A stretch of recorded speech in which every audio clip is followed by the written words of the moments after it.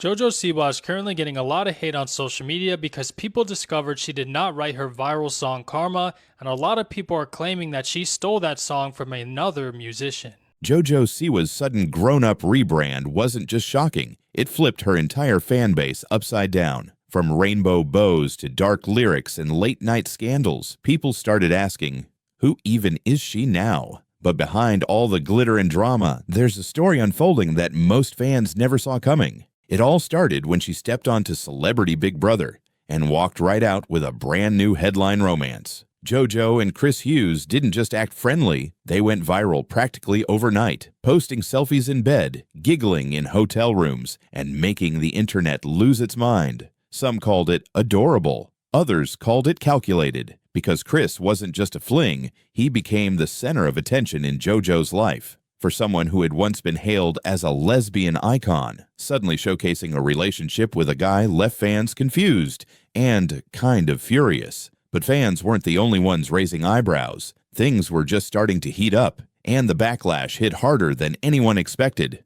The timing couldn't have been worse. Right in the middle of Pride Month, Jojo went public with her relationship. And instead of celebrating her happiness, a huge part of the LGBTQ+ community turned on her. Social media exploded with comments accusing her of using queer identity as a marketing phase. Some fans felt betrayed, saying she'd built her brand on being a lesbian icon, only to turn around and date a man. Rumors spread like wildfire. People claimed Jojo was just chasing attention. Some even suggested the relationship was staged for clout. Jojo fired back, saying she still identifies as queer, but the damage was already done. What was supposed to be a joyous, colorful month suddenly turned into a PR mess.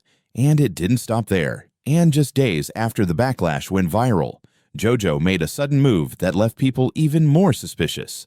Just a week after fans started turning on her, Jojo quietly pulled out of a major Pride event she was scheduled to headline, Chicago's Backlot Bash. No real explanation, just gone. At the same time, her U.S. tour dates were quietly postponed with a vague note about scheduling conflicts. People weren't buying it. Her followers started connecting the dots, claiming she was hiding from the backlash. Some even suspected her management was scrambling behind the scenes to avoid a public scene or possible protests. Jojo said nothing, and that silence only made the rumors louder. Was she overwhelmed? Was it a publicity tactic? Or was something else going on with her career behind the curtain? Because while the internet was dragging her over the Pride drama, something huge was happening with her music label, and nobody saw it coming. Right when everyone thought the chaos was just about her love life, another bombshell landed. Jojo Siwa was no longer signed to Columbia Records. No announcement, no farewell post, just suddenly gone from their roster. Instead of panicking, she came back swinging with an independent release called Bulletproof. This time, no corporate team, no rainbow branding. She directed the visuals herself, styled the entire project, and pushed a darker, rawer version of herself. Fans were split. Some admired the independence. Others thought the label had cut her loose because she was too unpredictable. Industry insiders whispered that her dramatic rebrand had scared executives, that she'd become too controversial to handle. Jojo, however, claimed it was all on her terms. But if she was building armor, she was about to put it to the test. Because the next song she dropped, it didn't just respond to hate, it made a statement no one expected.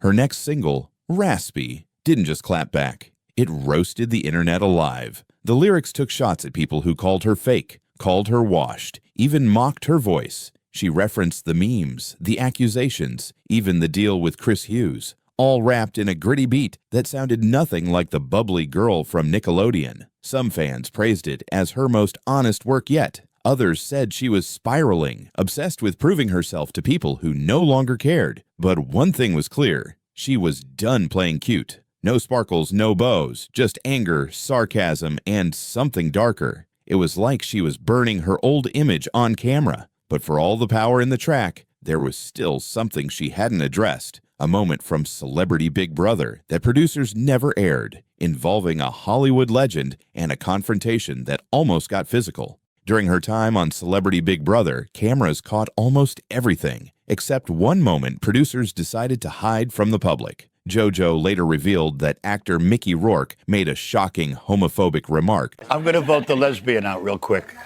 Jojo. That's homophobic. The two had a tense confrontation. Some insiders claimed it nearly turned physical, but instead of escalating, Jojo chose to walk away and later said she forgave him, even though it hurt like hell. Fans were stunned. Why didn't the show air that? Why protect him? Some speculated that airing it might have caused a massive scandal for the network or made Jojo look too vulnerable during a rebrand of strength. But even as she tried to rise above the hate, she later admitted something that caught everyone off guard, that not everything we've seen lately has been fully authentic.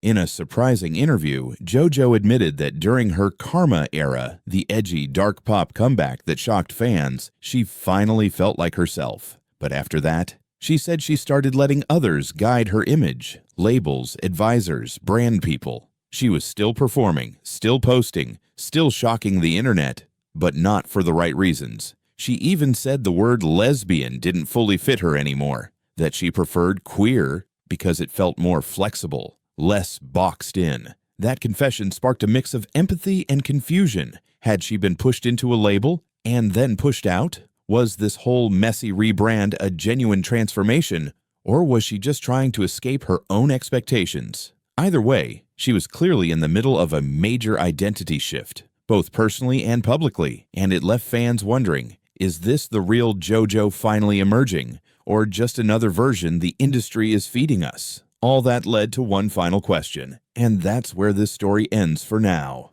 Jojo Siwa isn't just changing her hair or her music. She's tearing down the version of herself the world thought it knew. From backlash over her relationship, to clashing with Hollywood legends, to walking away from a major label, she's burning bridges and building new ones at the same time. Some people say she's lost herself completely. Others believe she's finally becoming who she was always meant to be. But one thing's undeniable. This isn't the end of Jojo. It's the start of something unpredictable. Maybe she's crumbling under pressure, or maybe she's about to shock everyone again, on her own terms. So the big question is Jojo Siwa spiraling or evolving into her most powerful era yet?